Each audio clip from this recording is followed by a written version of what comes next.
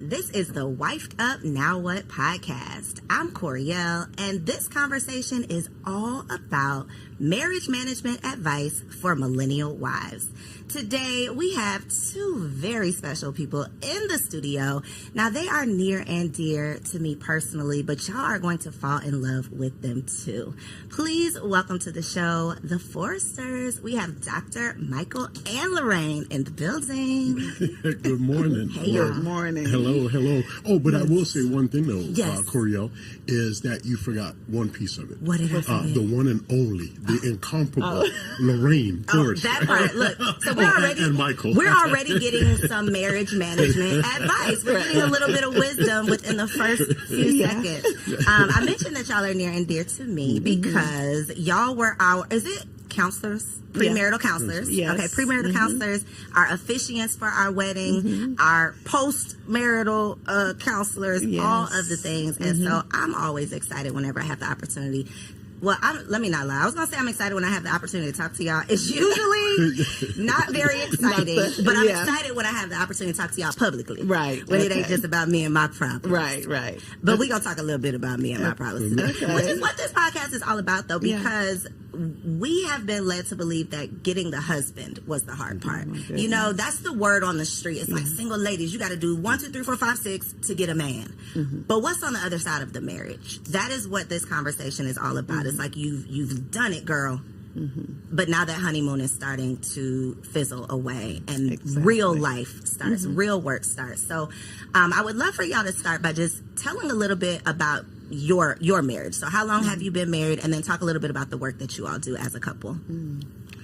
And well, I'll just say, to you as well, you guys are very near and dear to our heart as well. Yes, definitely. We consider you to be some of our adopted children. Thank you. You've been adopted into the family. Definitely love you guys. And, Love you too. we definitely appreciate you having us here. Of course. And I think I'm going to defer to my wife because she tells this story so much. Oh my goodness! Well, What story? better than I do. But I will say though that one of the things that I just really cherish. We met 42 years ago, and I was thinking about it this morning. The fact is, and it might even be a little bit shallow, but I remember when I first saw her, that there was something about her. It was her smile and her nose, and I think. Yeah, that sounds kind of weird, right? Hey, but that was something that captivated me from minute one. Yeah. I'm gonna let you go ahead and finish. And he's still got this smile on his face, baby. And he loves to play with my nose. But so we did meet 42 years ago. It was love at first sight. I love the Porsche that he was driving. Okay. No, that's what caught my interest. But initially, I'll say, long story short, it was not love at first sight. He actually went to friend zone for a minute there. And then meeting his family, knowing how he was raised and all of that is what helped me to allow him to be more in my life. Okay. And in my son's life. I had a son who was 1 year old. So long story short, we've been married 38 years. And all of them have been absolutely perfect. I've been the perfect wife. That part. Okay, now the truth. The truth, yes. So there were a lot of things that happened that I did not expect, that he did not expect. I definitely put him on a pedestal. I thought he was so far beyond the average guy, and found out that was not true. Found out that was not true, and which is why we do what we do. We ran into some very difficult times that included my non-negotiables. Yes. Oh my gosh, you just said so much to unpack because I know some of those difficult parts. They don't know some of those difficult parts, but I want to talk through some of them because the expectation that we have when we enter marriage is what leads us astray a lot of times. Not only is it our own personal expectation, sometimes we don't even really know what our expectation is, and then we get there and it's like, well, this ain't what I thought, but I didn't really think about anything. So we don't really know our expectation, and if we don't know it, we can't communicate our expectations so that our partner could actually meet our expectation. Exactly. What do you feel is a realistic expectation for a woman becoming a wife? Like, what should her real expectation be? Because a lot of us enter marriage and it's like, wait a minute, hold on. This ain't what I thought it was. Yeah, there are several things. Number one, expect that things are going to change, period. And all of those ideas about things will ultimately go smoothly because we love each other and we're pretty much on the same page when we say I do. But the reality is, first of all, you need to do premarital counseling before you say I do. And that way, some of the topics will be discussed. So you'll have an idea of what you're getting into. And then once you get into the marriage, to understand that things are not going to always go smoothly. Finances need to be considered, how you manage your finances, how you manage blending family and friends. You need to also consider your sex life, your spirituality. All of those things are things that you have to really think about. What is it, as you said, what is it that I want so I can communicate to my mate what I want and they'll understand it. So you mentioned something about his family, like seeing his family, and then you're like, okay, he can come on out the friend zone. We can give this a try. I think so often we overlook not just how your family is showing up. Like you go around and it's like, oh, they're cool or they're nice or whatever, but like, how were you raised? What did you witness in your home? What was your experience with relationships or communication or finances? All of those things I think we overlook because we're looking at his Porsche or we're looking at, what social media tells us is important, and then we're forgetting about the real things that are going to matter once the marriage truly begins. What would you say are some of the most common challenges that y'all are seeing? Because y'all work with people premarital, but on the other side, we be sending, y'all are in our Rolodex, like, look, call them today. We send y'all so many people, and I know somebody sent us to y'all, so I know that's kind of how y'all get around, but what are some of the common things that you're seeing in this modern day marriage? Like, what's really going on? And usually I think one of the main things is the communication dilemma. As with most situations, everything that happens needs to be communicated. So usually learning how to communicate effectively is an issue. And one thing that has come out recently is that family support is one of the number one reasons couples are divorcing today. For lack of family support. Exactly. So that has changed. Usually it's always been communication, sex, and finances. Now lack of family support. And I guess that's because we're so busy doing so many things. We have 3 or 4 different jobs, all these streams of income. So we're not supporting each other. If I could just chime in just 1 second, in terms of the expectations, I think that there needs to be an expectation that you need to be flexible, because despite, the upbringing, the family background, and even though those things are, they look ideal, that does not guarantee that what you experience in the marriage is going to reflect the same as what your mate might have, experienced in your life. Yes. Would you say that is accurate? Because something else you said that I could personally identify with and relate to is the pedestal that you had him on, that you just thought, oh, perfect man, perfect husband. And then it's even harder when they fall off of that pedestal.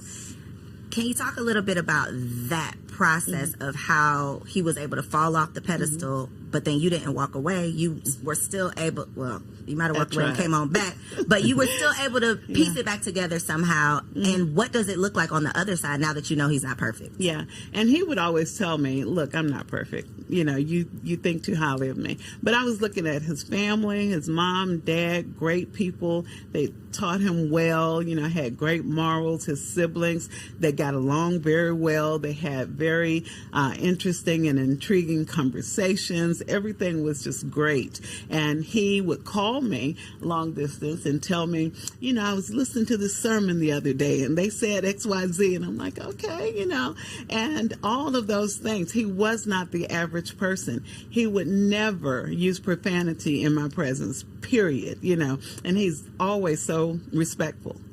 But then the tables turned. Day by day, he changed a little bit. And I think sometimes we kind of acclimate to the environment. So maybe the friends changed. I'm not saying it was on them. It was in him. But I could see a change. But they create an environment where it could come on out. Exactly. And so the things changed. Like he would never necessarily curse me, but I would hear the profanity when he's talking to some other people, which surprised me. And then I would see different things change. And ultimately, when I found out that he was for the streets, that was it right there.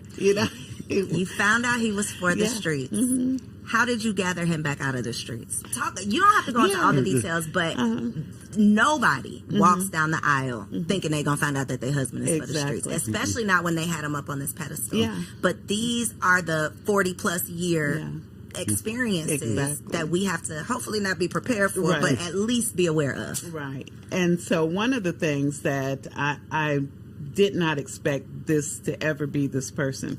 I thought that he was a man of great integrity. He was always at home. He went to work. He came home. Everything looked real good. But there were times when I might be at church and he might not feel like going. And then he would go do his thing wherever and be back before I got home from church.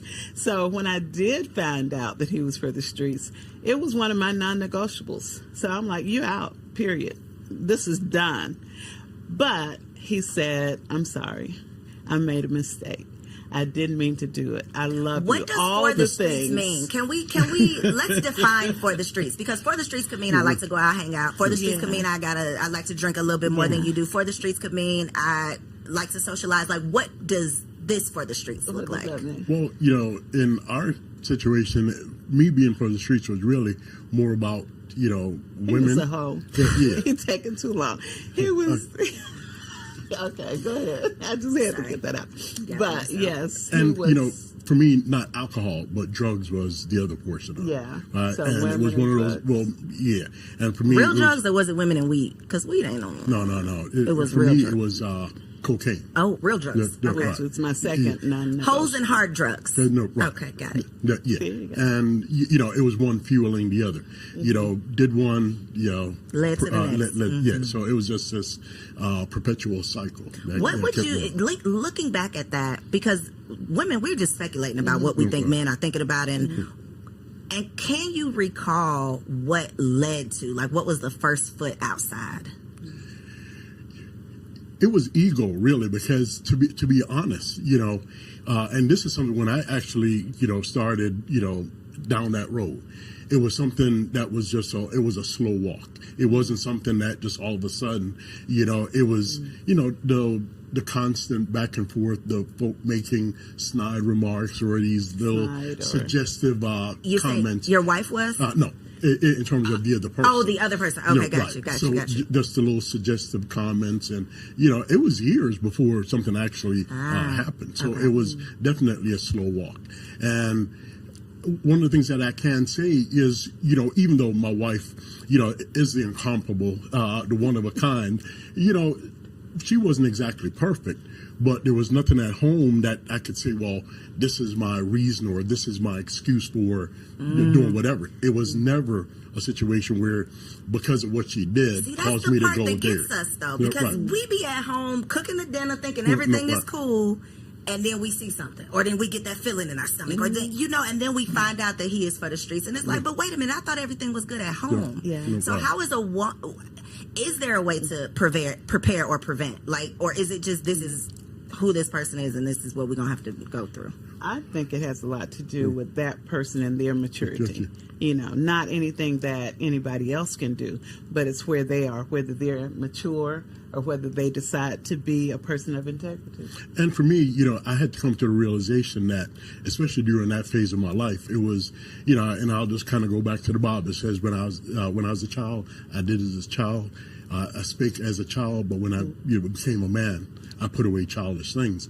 And for me, that was definitely one of those phases where it was me being self-centered, selfish, and, it was that ego thing, So this is a non-negotiable, a deal breaker.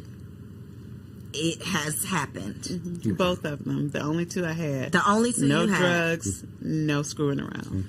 He did both. He did both. What is the next step for you? So the next step for me initially was to get a divorce. So I went, retained an attorney, started making the payments. And then before that, I found out I was pregnant before I completed the payments. So I'm pregnant. Okay. this child needs to understand who their father is. He's not all that terrible. He can do better. So he got back on the track. He's doing everything right. Then I find out again, he's screwing around again. Same person. Yes. Same person. I almost jumped out of this seat. Yes. Okay, go ahead. I'm sorry. So then I started paying the attorney. After a while, stopped the proceedings. He got back on track. Everything was fine. That happened twice. Third time, I said, okay, this is it. And we had some financial problems in there, which caused me to stop paying the attorney. But the third time, we got to court. He signed the divorce papers. I signed the divorce papers. And the attorney was there and shared with the judge what was happening. And the judge said, a sister looked at me and said, I will not grant you a divorce. And I was thinking to myself, where's your boss? Because somebody gonna grant this divorce. Exactly. So, but she ordered us to go to counseling and come back in 6 months. But we actually got back on track and never went back to court. It was years later before they even closed the case out. Because what I discovered was that perhaps God had something different with all of these obstacles that wouldn't allow me to get out of this marriage. So I started saying, God, what do you want? And then God prompted me to change. And I did go to one counselor at our church, and she had the audacity to tell me I had some issues. No, ma'am. No, she did not. I was like, wait a minute. He's all wrong. He's the one doing wrong. Exactly. And she shared with me some of my shortcomings. So that coupled with my conversations with God, I changed my behavior, and then he could see. I think that's what helped him to see that change was possible.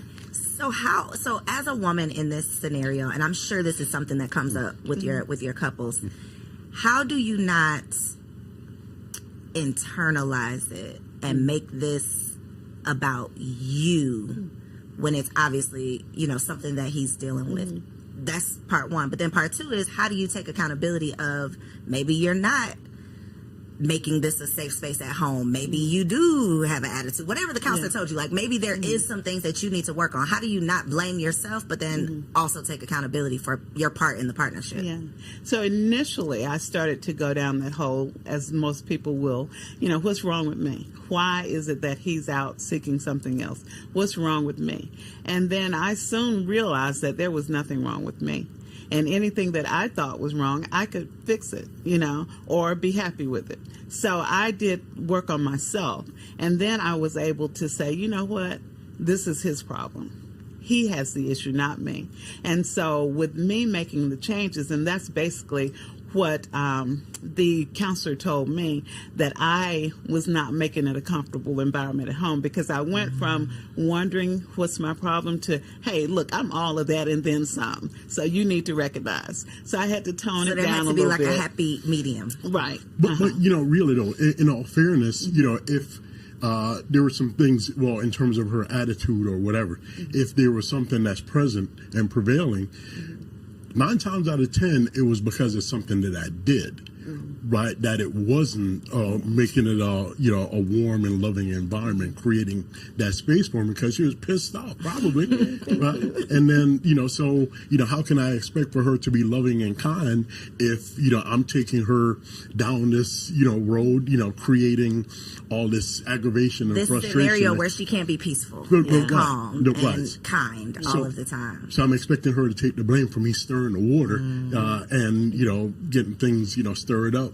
But yet she's supposed to be... Y'all were both playing your parts in it, for sure. Yeah, and it was definitely him. And some people who know me now think, oh, she's a minister. She's always got down on her knees and prayed and everything worked out. Well, when he looked at me, this came to mind. I'm peeling potatoes. It's like on Thanksgiving or Christmas Day or something. And I said something to him, and he looked at me and said, Psh, get out my face, and turned his back and walked away.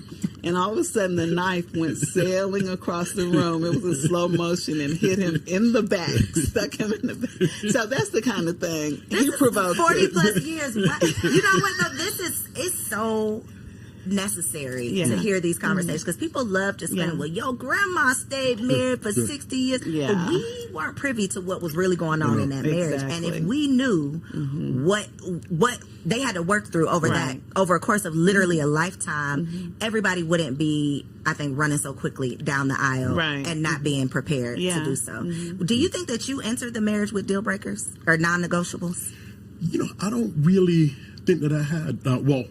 Well, I guess maybe I probably would have one, and it would probably be cheating because I know for me, had it been a situation where the shoe was on the other foot, I'd have been out the door. peace out. Out the door. Yeah, I thought, even though it was unspoken. Got you. So when couples sit down on well, not on your couch because I know a lot of it is virtual, but when you are in the presence of couples premarital, how do you advise to handle like deal breakers? Do you advise that you should have deal breakers, non-negotiables, or do you encourage people that you can work through whatever life presents you?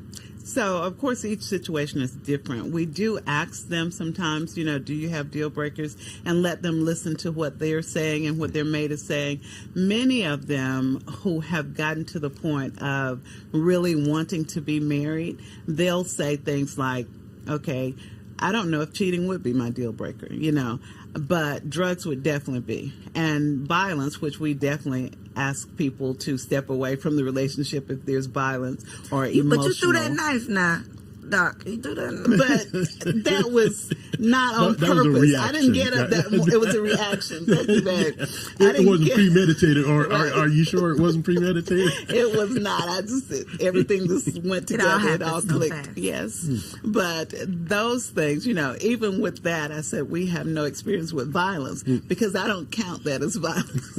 Ma'am. Now, ma'am. When I did it. Okay, gotcha. We don't count. When I did it. Okay. Or the time that I slapped him. So those things, you know. Sometimes a good slapping. No, we do not condone violence. We don't. We do not. No, fellas. Yeah, but you know, sometimes a little yanking. Yeah. Okay, that's interesting because we've had a conversation around deal breakers, and it's usually the wife who has a laundry list of things that they're not going to deal with, and the husband who's like that one thing, like absolutely not. If you step out, I can't get through it. Yeah. In your experience with couples, though, have you had situations where it's been infidelity on the woman's part and they have been able to work through it? Have you witnessed that?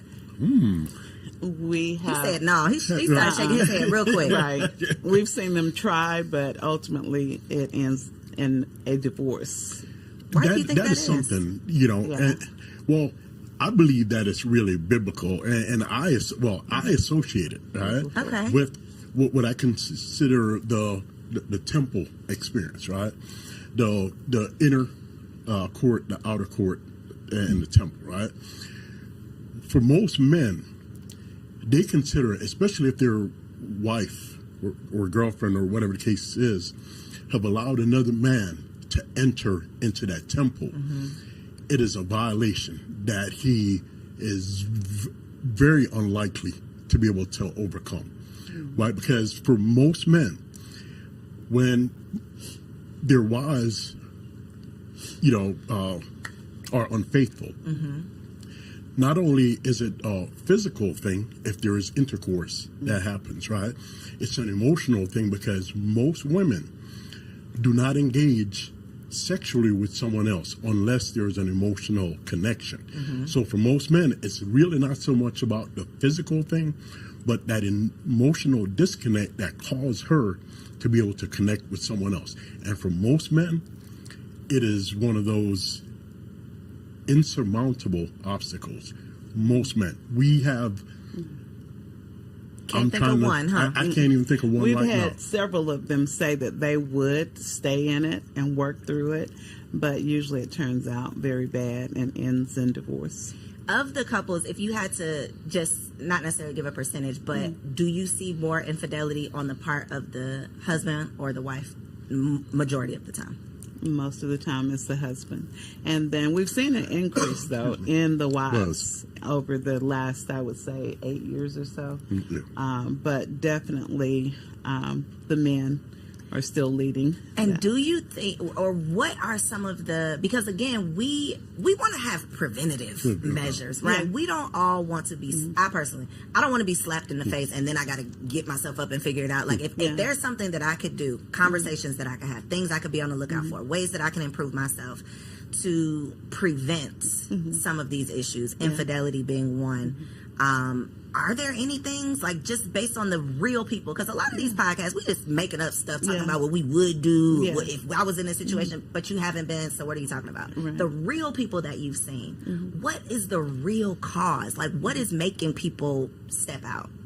And how can we prevent it? I think it's insecurity and immaturity. You know, the insecurity, that stroking and making you feel good, you know, everything can be good at home. But if I have 10 more people telling me I'm great, or even one more telling me I'm great, then that's going to pull me outside a little bit. So I think when we come into the marriage relationship, it's important that we're mature, and that we also, before we get married, that we look at those red flags, that we pay attention to them. You know, I was actually doing a show with a young lady the other day, and she talked about being at, what is it, where you go ride the go-karts, and she was rammed by her fiance, and you know, all of this was online, but she said it was a red flag for her, but she just said, oh, because why would you do that? Right. But something in her told her that this was his temperament, you know? And so those red flags, even if you're not sure, just be still. Don't jump into it, you know? So, but what about if they come on the other side of the marriage? Then you're going to get some help. And if help does not help, then you need to get out. With our situation, I did see progress. I made changes, he made changes, and daily or monthly I could see the changes. So that's what helped me to stand. Plus, I wasn't having any luck with the divorce thing. But that's what we advise people. If you see progress, then make sure you can then, you know, look forward and have hope. But if you don't see any change, you're going to have to make the change. Yeah. And if I can say this, you know, I think, you know, we get caught up in this notion, you know, we're in love and, you know, we look forward to this life happily ever after. And, you know, it's just this all fluff and glamour and glitz, right? When the reality, that is not the reality, right? And I think people really do need to realize that they need to going into marriage. It needs to be eyes wide open. Right, that you're not dismissing these things that are these little red flags to you, that you are addressing them up front if you can. You know, surely there are things that's going to happen, you know, because if you're going through life together, there are going to be obstacles. There are different things that's going to come up. But when there are these blatant red flags on the upside, on the front side of it, and you ignore them, that's ignorance. Right. So, you know, we definitely encourage people to go into it eyes wide open in a loving way. Right. And, you know, share your concerns or whatever. If your partner is willing to make changes or whatever, take note of that. If they're not willing to make changes, take note of that too. Exactly. Because and I remember this and I'm going to link below when y'all were on Girl Stop Playing, because I remember a part of the conversation was how a lot of times one partner is dragging the other one in, and it's like, well, if they weren't interested in premarital counseling, 9 times out of 10 on the other side of the marriage, they're not going to be willing to sit in and work on and talk through, you know, what it takes. And there's so much that you're going to have to work through and talk about, especially when we start talking about having kids. You know, throwing that into the equation. Marriage is just not all fun and games. It is not. No. And this is coming from someone who used to heavily promote, girl, I know you want to get married. Let's get together. Let's become wives. Right. Now that I'm a wife, I'm like, sis, it might not be for you, because it's motherhood and marriage. If you are not all in and committed, it's a shit show. Like, it is hard out here.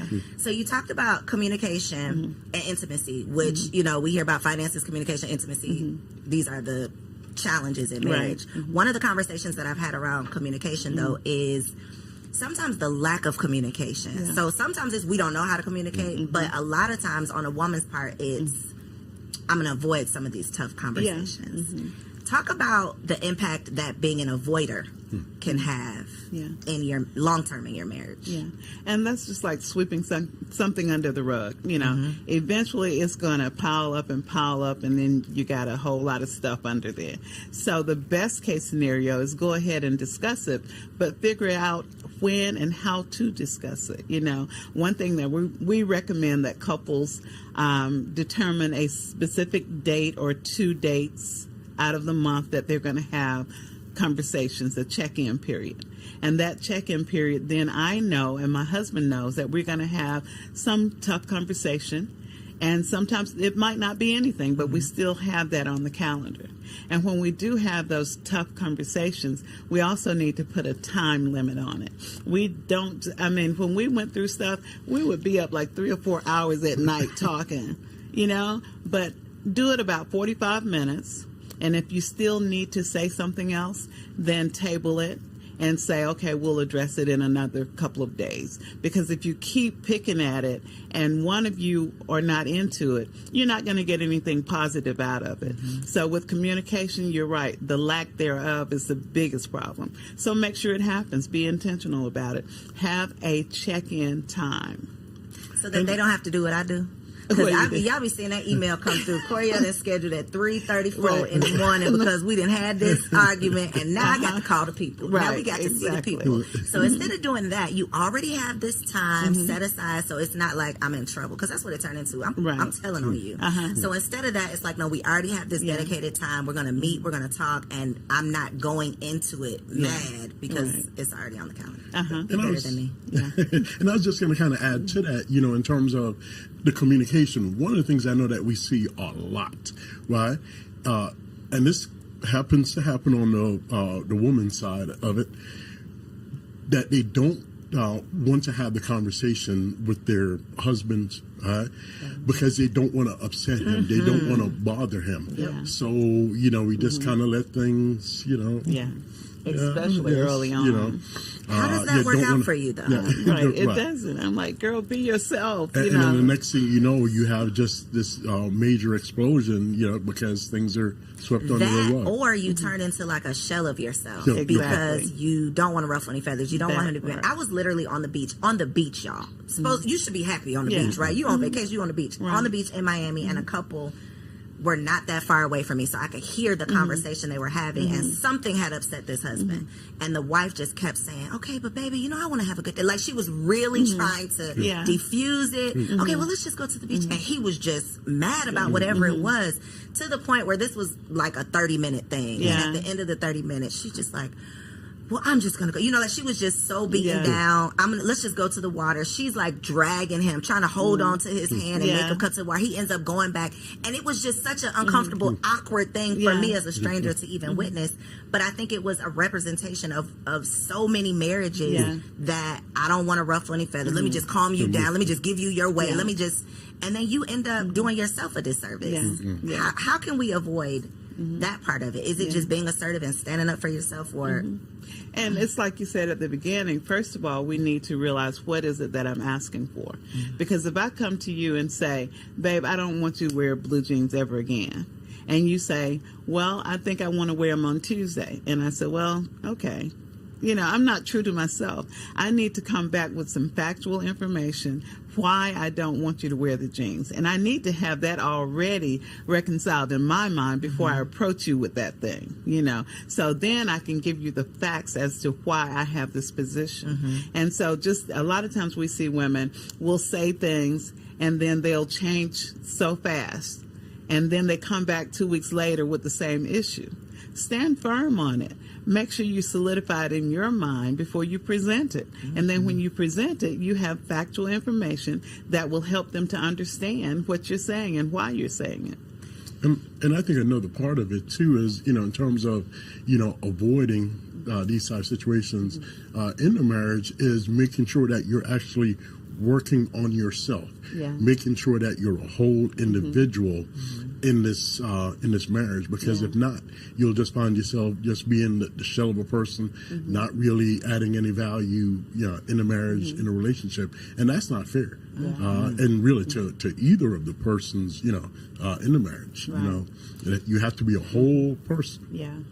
It's tough. It is. Because you become a half of a person real quick. Once you say I do, now you're the wife. Now you're not just the woman, you're the wife. Yeah. You got this whole nother responsibility. And then you become the mother. So now you're like a quarter of who you were. And I think that is where some of those issues come in, because it's like I got to manage all this stuff at home. To your point about the lack of family support, a lot of times the mom becomes the default parent. Now I'm stressed out. Now I got an attitude when you come through the door. Now we got something else to argue about, and all of that compounds into a tough life. Yeah. And if you are dealing with your own tough life, which most of us don't know how to deal with, we're not communicating to you. You got your own stuff going on. You're seeking whatever you're seeking to try to get through it, and then we got to come see y'all. Yeah, yeah.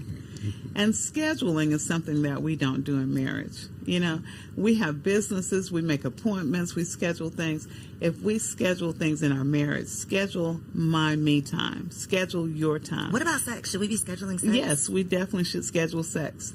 We are dealing with multiple streams of income. We're always working. We look up and 2 weeks have passed and we haven't had sex.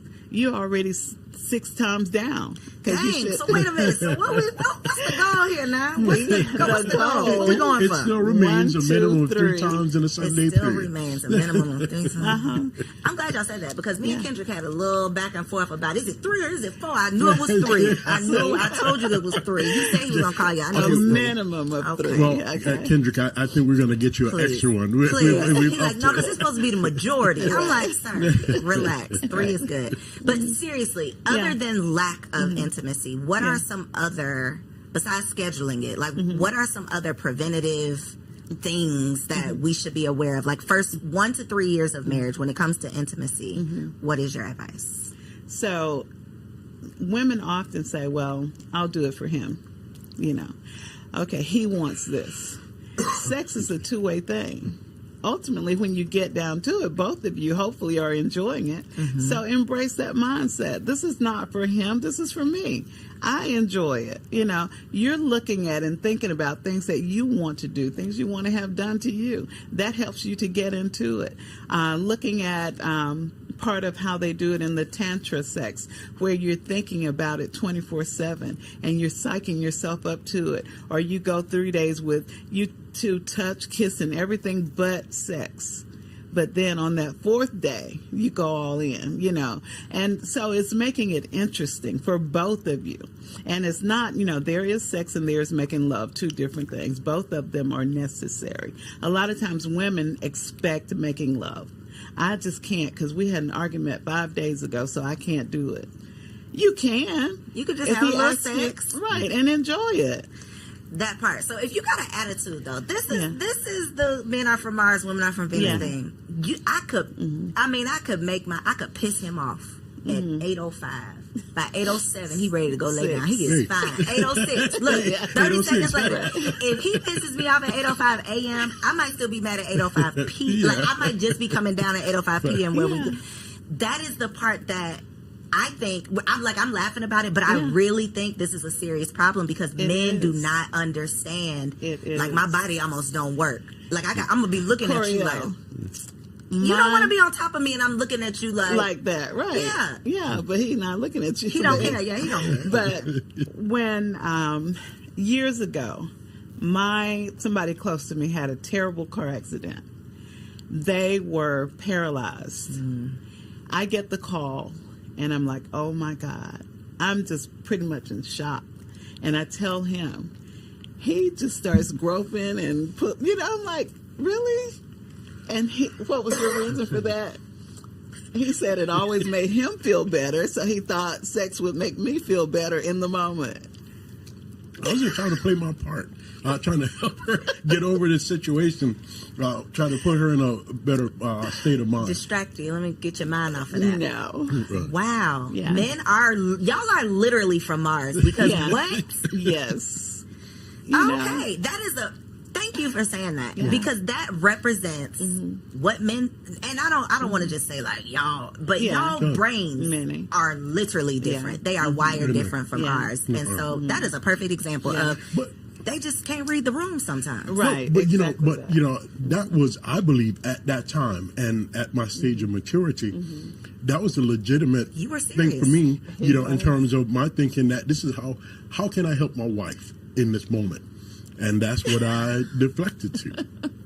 I really appreciate you saying that right now, because for most women, we're like, no, hell no, you are crazy. But he was serious. He was serious.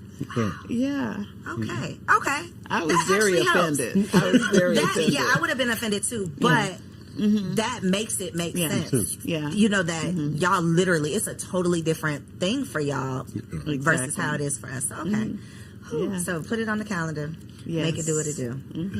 Okay. All right. The last segment. Well, and let me say a little bit about that too. I'm not saying to women, just he might have totally disrespected you, and you're supposed to go pull your clothes off and be ready for it. I'm saying he should come back and at least apologize, and you should be able to say, well, we can pick this up 2 days from now. We'll talk about this thing. Let's go ahead you just made me and think reunite. Of yeah. Withholding sex. Talk about that. What comes to mind when I say withholding sex? Because that's a whole thing of like a barter, like a bargaining chip in marriage. Well, let me just start here, and I'm gonna go to the Bible on this one. The Bible says, "Do not withhold from one another, except by mutual consent, and for a predetermined amount of time, so that you don't fall into temptation, because your body no longer only belongs to you, it belongs to your mate." And I'm going to let you go ahead and take it from there. Yes. And that is true. And I have learned that withholding sex is not a good thing, because it really doesn't accomplish anything, but it serves to push the two of you further apart, And the reality is, if he's looking for sex, which most men are not looking to make love, or not always, then he can go and take things in his own hands. He can also go, and that chick who's been looking at him at work, he can go get it anyway, So why not go ahead and do it? It's healthy. Just like if you go walking together, you go running together, having sex helps you in terms of building up your heart rate. It helps you emotionally. It gives you a state of peace, So go ahead and do it. If you want to withhold something, don't fix dinner. Do something else, but don't make yourself do without enjoying sex. And, if I could say this, in terms of men being wired different, I think you did say that word, wired different. Yeah. And it just, came to my mind the fact that for most men we're probably two-way switches, women are three-way switches, and I'll put it like this, because for most men it oftentimes it's just a look or something or a touch that gets us to that point, whereas with women it's three ways. I feel that it's the mind, the heart, and the vagina. If those poles aren't connected, it's not going to happen. So, and I think, we don't want to minimize that part in terms of, saying that, and as we were saying that we shouldn't deprive one another, right? But it does require a little bit more for women. And I think we have to acknowledge that, in terms of for men, that it's not just that on and off switch. And I think those are part of the conversations that have to be had, because as your body changes, as your responsibilities change, as your schedule change, if y'all are not on the same page and committed to the commitment, then I think that could definitely cause some struggles as well. Okay, so we do a segment called Wifey for Lifey. So I want y'all to look in this camera right here, each of you, and just give one piece of advice for a wife in her first year of marriage. Her goal is to be wifey for lifey. She's trying to be 40 plus years in, hopefully more than that. One piece of advice for her to be wifey for lifey right here in this camera. I would say to love yourself. Always make sure you look good, make sure you feel good. People are attracted to confidence, so love yourself. And for me, I would say, remember the covenant. The covenant is really that it's two people entering into an agreement that they're going to achieve a goal, mutual goal together. I love it. Okay, so for the people who need to call y'all, because it's a couple of y'all need to call this camera again and tell them where they can find you online. I know y'all got some events going on, so how can they stay connected with everything y'all got? So definitely you can find us on Instagram. It's ARM, ARM _ Michael and Lorraine. And that's Lorraine with LA because there's nothing low about me. I know that. So Mama knew. Once again, it's ARM _ Michael and Lorraine on Instagram. And then our phone number is 470-403-1584. All right, and we'll make sure that we put all of that in the show notes down below. Thank y'all so much for being here. I know that y'all probably on the floor, your edges sliding back right now. I know. Make sure you share this episode with a friend, though, because these are the necessary conversations that we need to have on the front side so that we don't have to go sitting with them on the back side, okay? Once you start backsliding in your marriage. All right, next segment, our girl TK is here for Wifey Keeps It Spicy. Stick around, and I'll catch you on the next episode. Peace. Hello, ladies. Welcome back to another Wifey Keep It Spicy with your girl, Takesha. I am super excited for this week's little chit chat because, one, I feel like I was a little strong-armed into this conversation. I'm going to be honest, y'all. I be trying my best to drop the jewels, the gems when it comes to being a freak, being nasty, doing all the things, enjoying intimacy with your husband, because why do all that in your single life and then give your man side lazy booty, right? No, we gonna turn up when we get the ring. That's what we really supposed to do. But I felt like I was going to be operating in disobedience if I continued down that path. So here, y'all, real quick, just to let y'all know, if this is your first time watching, we drop all the tea, all the gems, all the jewels when it comes to keeping it spicy as a wife. But this week, and it might be a series. I don't know. Y'all let me know if y'all want to flip this into a series. We're going to shift, right? Because I feel like there's a plethora of things in between the reasons why a woman cannot be as freaky for her man or show up at nighttime when those lights dim. I feel like there's a plethora of reasons why she can't do that. So before I give y'all the gems on buying stripper shoes and getting this toy and putting this pole in your room, we got to talk about something that I feel like is incredibly important and crucial. Now, it might not be for everyone, but it's for someone. Do you know that it is possible to love and enjoy a man, your husband, and not respect him? Do you know that it's possible to love your husband and not respect him? That's the question I ask, sis. Yes, it is a very real thing. And what I found out is that women are so exhausted from overcompensating in every area because their man doesn't step up in these areas that when it comes to that time at night, they like, sis, you're gonna get this little lazy side booty because I feel sorry for you and I'm here and I'm the only one you got, right?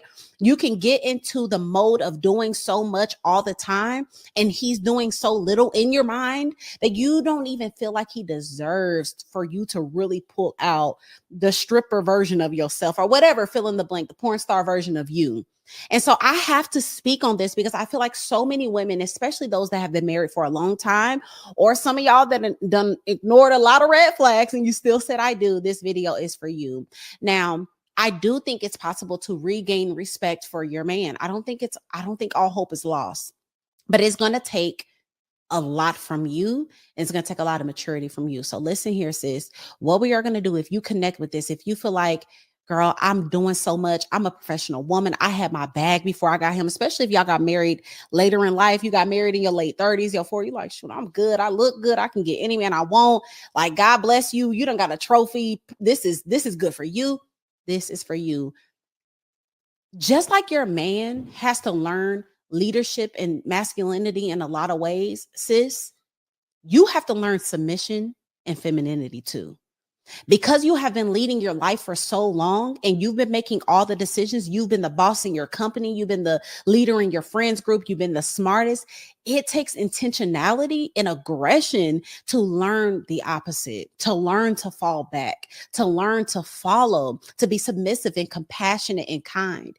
And so what I want you to do is I want you to have a real conversation with your husband. Now, don't go and tell him that you don't respect him, but I need you to have a conversation with him and let him know that you are transitioning into a new woman, that you want to be all that God has called you to be when it comes to being a wife, which is compassionate and kind and patient, which is a nurturer, which is a submissive wife. And as you're telling him this, because this is what I did with my husband, I said, hey, things going to be different. Because he wasn't used to it. He was used to me leading in a lot of ways. He was used to me giving him neck. So I had to warn him. I didn't want to just switch up. I'm like, hey, let me let you know I'm transitioning. I'm shifting into this woman. And as I do this, I'm doing this because I trust you. And I know that you are created to be a phenomenal leader. But I must admit, I have been in the way. I have strong-armed my way in a lot of decisions. I've pushed you to the passenger seat. I want you to get back in the driver's seat, Daddy. I want you to make the decisions again. I want to support you. I want you to know that I trust your leadership, right? And having these conversations with our husband, not only to ask them for grace as we are transitioning, but letting them know, hey, it's yours. I don't want it anymore. And I promise you, as you see your husband step up more, as you see him making more decisions, as you see him saying, setback, I got this, baby, you're going to want to throw it back at the end of the night. You're going to want to do it well. You're going to want to do it just like how he likes it, okay? And so a lot of us have to admit, we've built a man that takes the back seat a lot because I got it. I'm good. I'll take it out. I'll do that. No, baby, all 2024, we are going to sit in that passenger seat. What they call them, passenger princess, whatever. We're going to set our cute little tails over there, and not saying we don't have ideas or thoughts, but we're going to let our man take the lead so that we can gain that respect back for them so that when it comes to being spicy, oh, that's going to be light work. So y'all let me know how y'all feel about this. Let me know, are you going to have that conversation with your man? Are you going to let him know, hey, I'm ready to transition. I'm tired of wearing pants. Give me my skirt back. If you're going to do that, let me know in the comments down below and share this with a girlfriend because it's going to help somebody. Okay, until next time, y'all.